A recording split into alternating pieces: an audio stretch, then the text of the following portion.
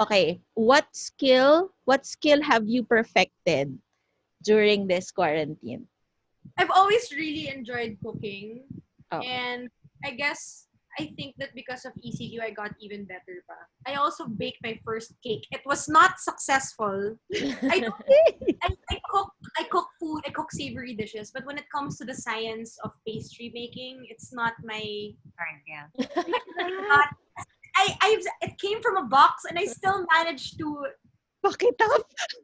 ah and it came out like a brick. It was bad. With regard to cooking without having to taste my dishes anymore, parang I've reached that level. And I gutted my first fish yesterday. Yeah. Wow, that's pretty awesome. Congratulations. Wow. I mean, Nakita it's ko all yun. Nakita ko yun. nakakalinis na lang sa people. And then I didn't realize that the fresh frozen pompano by Sarangani Bay is not cleaned. So I was like, okay, so I looked for videos and I did a happy dance after, man, because I never thought that I could stomach doing that, and it was so easy and fun. And I'm like, yay, send fish my way. I'll clean it for you. So yun, yun New business. moment ko. Gutting fish. Nakahapon. Ikaw, Glaiza. Congratulations. Thanks, guys. Ako naman, di ako kasi nagluluto. Sobrang, dependent ako sa ibang tao na magluto for me. Especially nung nandito si David, siya yung laging nagluluto for us. Pero, natutunan ko nung umalis siya, sabi ko dapat, meron akong isang bagay na, magawa without him. So, feeling ko, sobrang naging proud ako nung nakagawa ko ng banana pancakes. As in, pinost ko ba? Oo, nakita ko yun. Habang niluluto ko siya, may Jack Johnson sa background ko. Tapos siya, sobrang fluffy niya. So, 5 ingredient, lang yun, banana pancake. Tapos, parang sobrang naging proud ako na i-share siya dun sa parents ko, ganyan. So, every Monday, kapag may banana kami dito sa bahay, ako, banana pancakes ako. Tapos, first time kong gumawa ng homemade granola. So, yun yung nilalagay ko sa smoothie bowl. Ayun, medyo, a disaster din siya kasi first time, may mga burnt, parts sa gilid. Pero marami pa rin naman akong nakuha out of it. Ayun.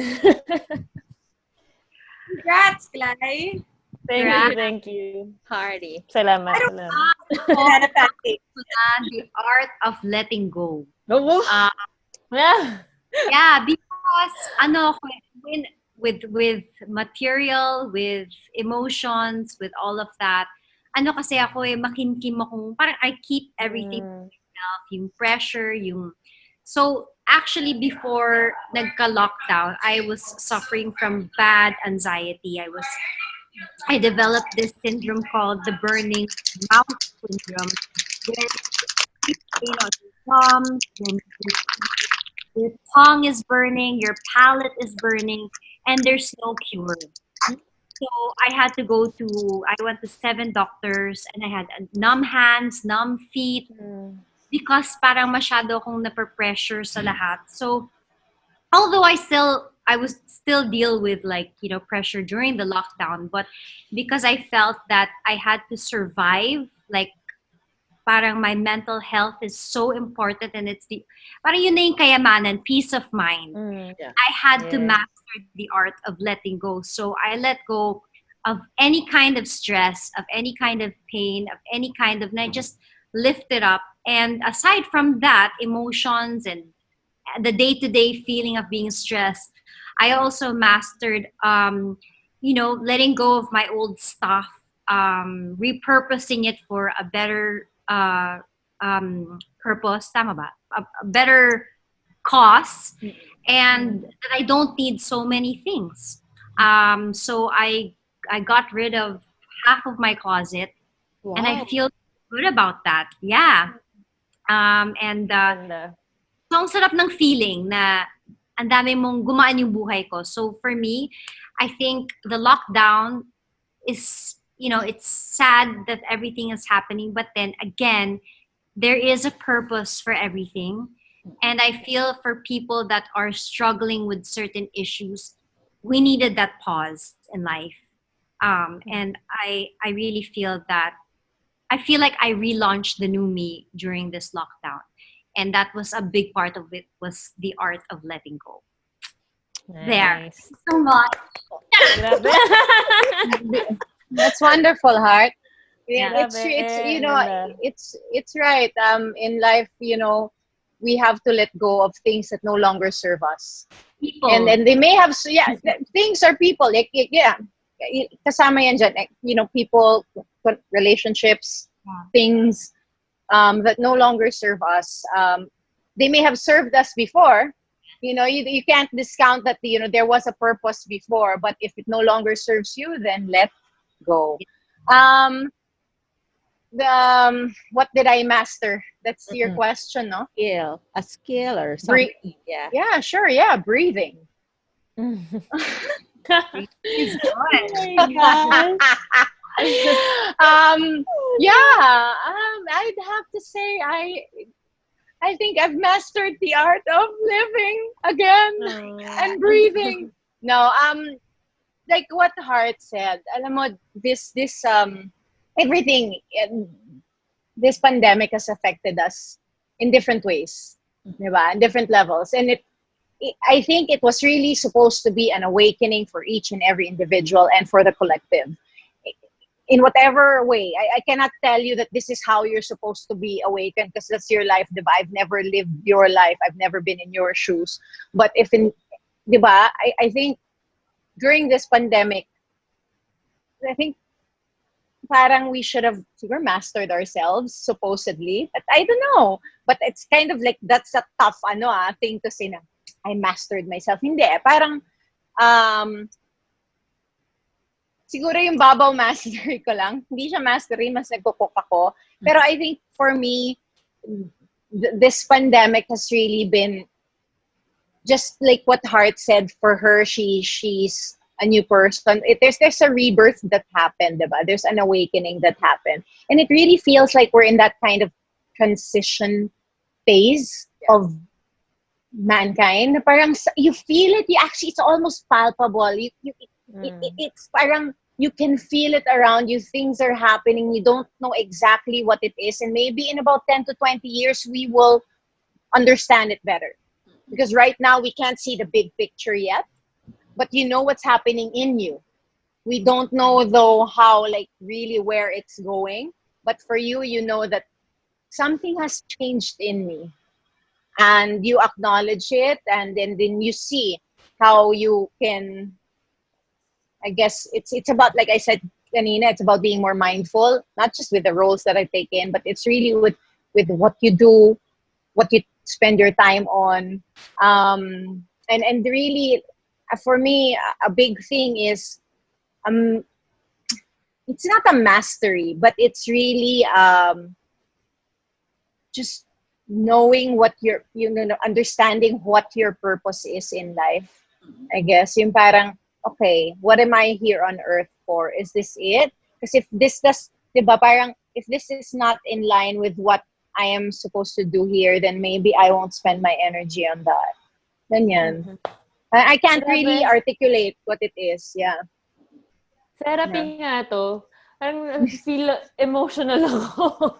Ako din! Sobra.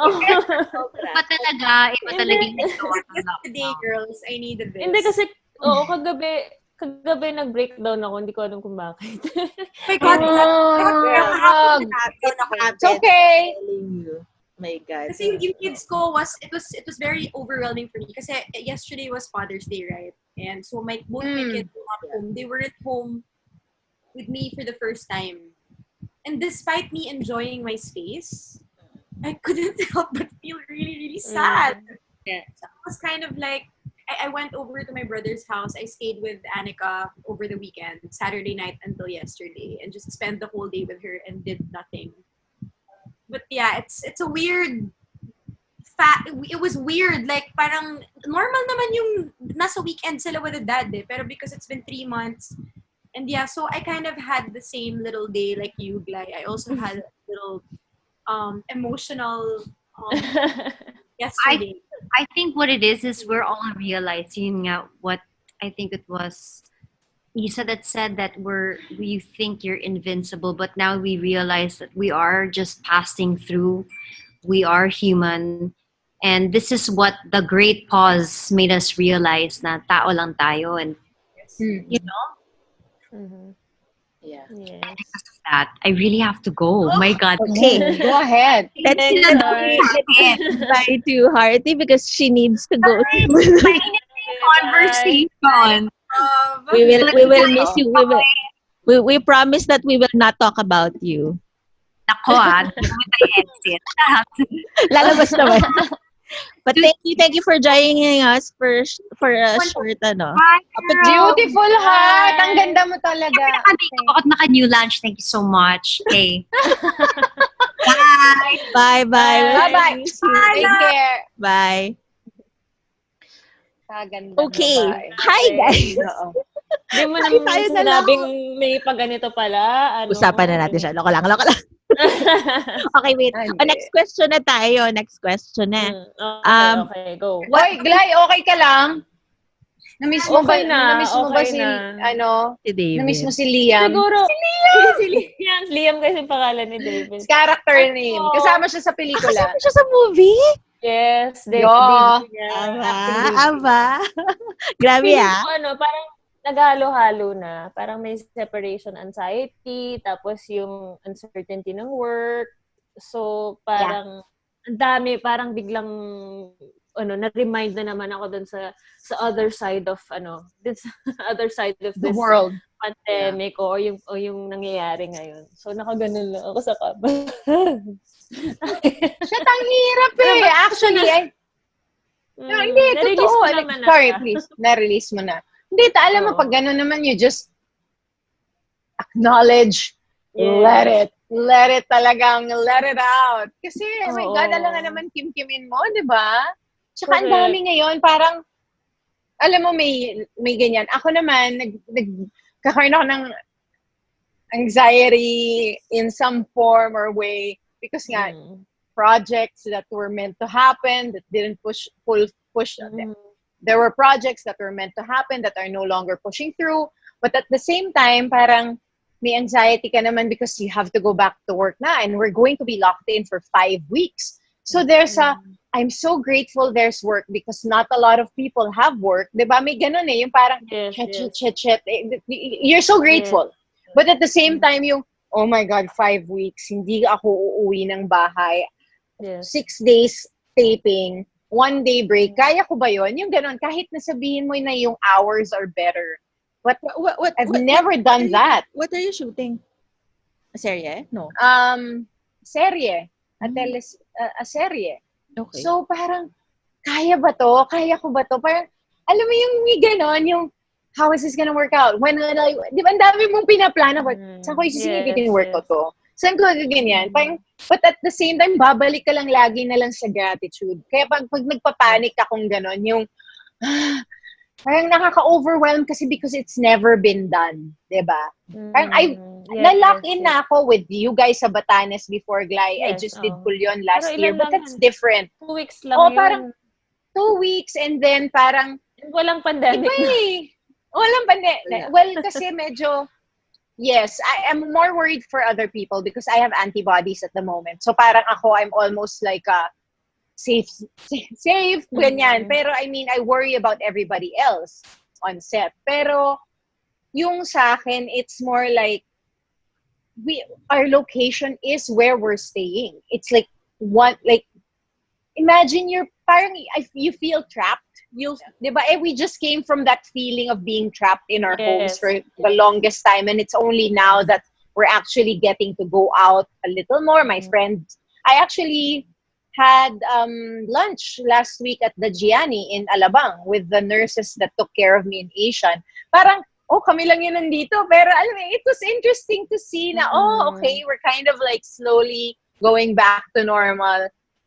And then, suddenly, makukulong ka na naman. May ganon. Yung parang, at again, may trabaho, guys. Kailangan natin magtrabaho. Trabaho.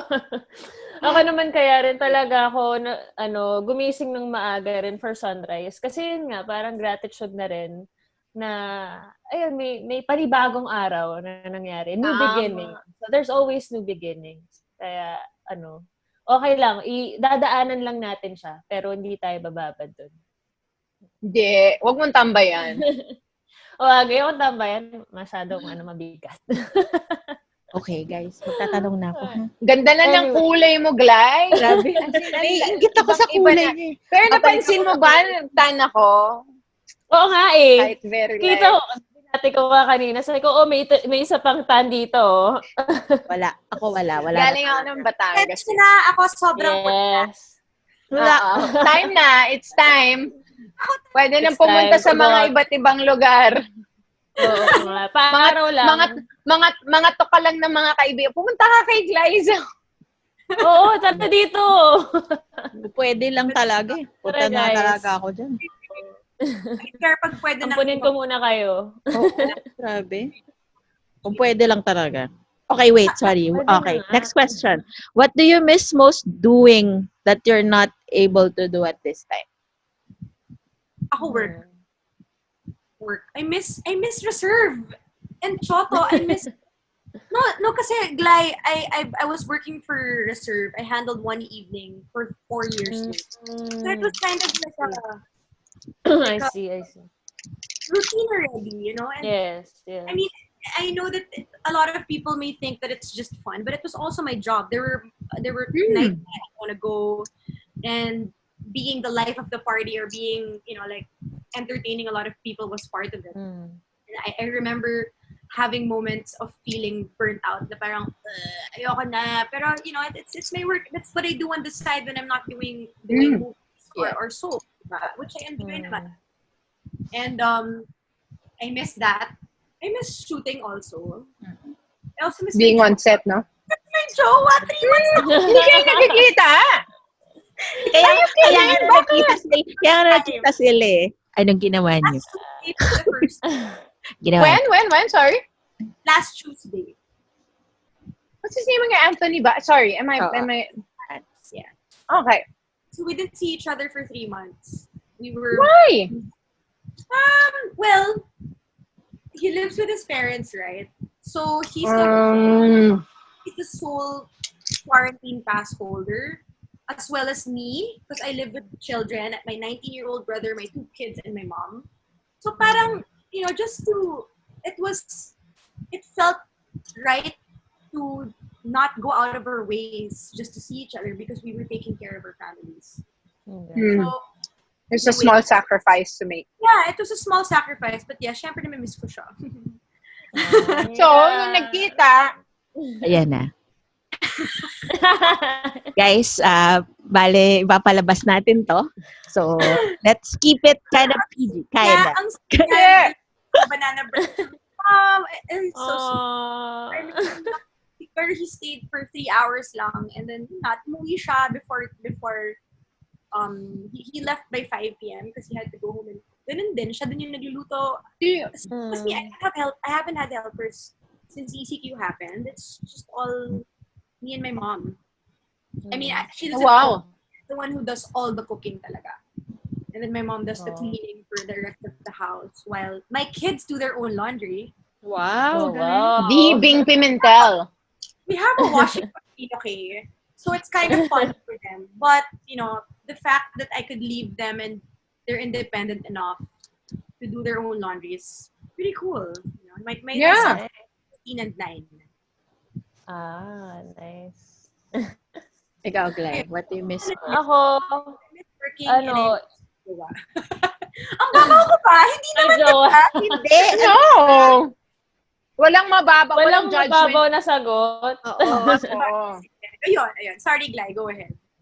Ako, yung family ko sa Manila, friends ko sa Manila, yung kapag gusto mong puntahan sila or tumambay sa bahay nila, pwede anytime. Yun din, work din. Kasi nung bago mag-lockdown, may ginagawa kaming parang musical variety show. Every Tuesday and Thursday, nagre-rehearsal kami. So kasama ko yun sila Paolo, sila Kakay. So sobrang nakakamiss yung feeling na pupunta ka sa rehearsal, tapos magdadala kayo ng mga pagkain nyo, ganyan. Tapos, 'di ba, yung ang sarap ng being with people. Physically, other people physically, na hindi niyo iniisip na merong, 'di ba, parang pwede kayong mag-hug, pwede kayong mag-shake hands, yung ganun. So yun yung nami-miss ko. Yung physical contact with other people and interaction. Tsaka kasi every Sunday may live audience kami. So nakakamiss yung live audience. Yung set namin bago mag-lockdown, nagtitaping kami sa Banawe. So parang, shucks, nakakamiss. Yung parang binigay sa'yo lahat ng mga, ang dami mong ginagawa, tapos biglang wala, shutdown. Wala. Ayun, nakakamiss.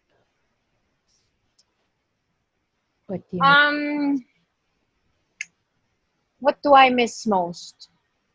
Hirap kasi nagawa ko na yung mga na-miss. Nakatakas na ako. Nakapag-connect with nature na ako. Yeah. Kasi tumakas na ako bago ibalik nga ulit sa kulungan, kumbaga. Oo. But during the lockdown, I like, di ba, this was verbalized earlier, na parang busy. Parang suddenly become, I wasn't expecting to be very busy. I was actually looking forward to that pause. I just didn't, honestly, I didn't want to be bothered. Pero kulit ko din eh. Tumanggap ng pelikula, gumawa, di ba? Ang kulit ko din. May mga, after mo hospital, may mga interview. Actually, I mean, I'm not talking about this. Yung parang, kasi parang I understand it. Like I said, it's hard for me to say no. But there came a point, even with that, like I just had to say, I'm sorry, I can't anymore. Because I was just, with every interview, but it's exhausting. Yeah. So, and it was the same thing being asked of you. It's not like it was traumatic naman for me to answer those questions, but it was just after some time, parang, okay, let's move forward. I think that's also one of the reasons why I said, halika, let's create something, di ba, Glai? Parang, yes, I wanna make something. So, like, I've ticked that box also. I mean, luckily. And what do I miss most? I really miss being with people, like you said. I have, like I said, I've seen some friends already, but at this point, and it's like you really want to hug people. Like that's the when you see people, you really want to hug them. Ganyan. Parang yan yung nami-miss ko. But it'll slowly get back to that. Parang, like I said, things are opening up. We're moving forward. Yeah. I'll be back on set soon. I think I miss what do I miss that I'm not getting at the moment? Inisip ko eh. Wala. Well, wala na. Kung nakatakas ka ni. Nakatakas na ako. As in, nakapunta na ako. Nakapag-connect na ako sa araw. Yung parang yung buhay ni Glaiza everyday. Yung self niya, what she misses the most. Ako rin tuloy napatanong sa sarili ko kung ano ba talaga. I miss practicing in a real yoga studio. Yeah, ako din. And going to a proper gym. These are I was gonna say that. I feel like I sound so shallow. But I genuinely miss it. Yeah. Yes. No, I miss going to the gym. As in, although my trainer has been here at the house, he's trained me here, it's not the same. It's different talaga. Parang, di ba, parang it's a different feeling. Yeah. It's a different experience. And YouTube videos lang, di ba? Hindi ako siya nga nagpunta na dito eh, pero okay naman. Actually, that first time we worked out here together, parang, oh my God, we're back! Pero, hindi pa rin talaga. Iba yung mismong gym talaga. Like you said, the yoga studio. I've been doing online yoga classes as well. Although, ang maganda lang sa akin doon is like, before you had to keep adjusting to the schedule of the classes, and then you have to go. Now it's like really, you can even do yoga on demand at your own time. So may ano siya eh, may pros and cons. Like I guess all things in life. Ako, beach, right? I mean, I'm Ano a pa psychologist. I'll just wear a mask, diba? Kaya nga tara na. Kumuha ka na ng Guys, travel pass. Sarap Sobra. mag-deal. So, Iza Calzado, kain lang ng kain. Oo Kaya nga ano na eh. meron ako. Ayan, sige. Makikinig ako. Ako yan, kunwar. Ako yan. Oh. Ako rin, ako yan. Ngayon ka na lang nahirapan nung walis na kuya. Oo nga, guys. Para Hindi, meron akong Wag kang ano. I didn't know that. So cool.